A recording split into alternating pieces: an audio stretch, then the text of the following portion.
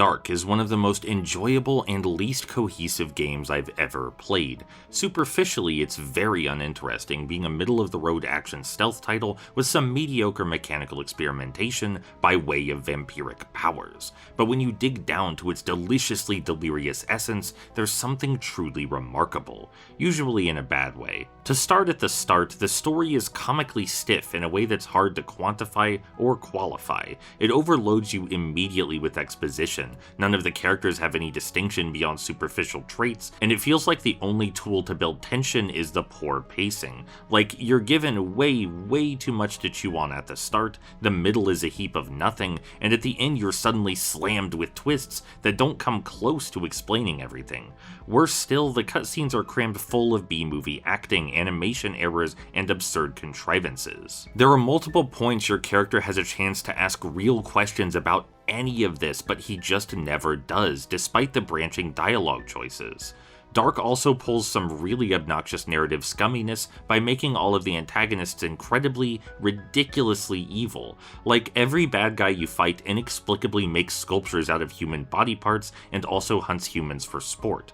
They're only so senselessly sadistic so the protagonist seems justifiable in comparison, but it doesn't work, so it's all fruitless. As to the gameplay proper, it's all stealth, and the stealth is a joke. This is mostly thanks to some miserably moronic enemy AI that has difficulties with basic object permanence. Like, they can't see through glass, they don't know how to round corners or traverse the environment in general, and there are also multiple points where you'll be in plain sight, but they fail to notice you, or you'll kill one of them in the middle of a conversation, and their buddy will just go about pretending it never happened. It's utterly bizarre, and I'm not sure I've seen a stealth game this lacking in design detail. The game's Hail Mary is its haphazardly implemented superpowers, and they're not good, not in the traditional sense. They're lacking in creativity, mostly consisting of such thrilling powers as kill guy from distance, become less visible, move quicker, and teleport a little bit.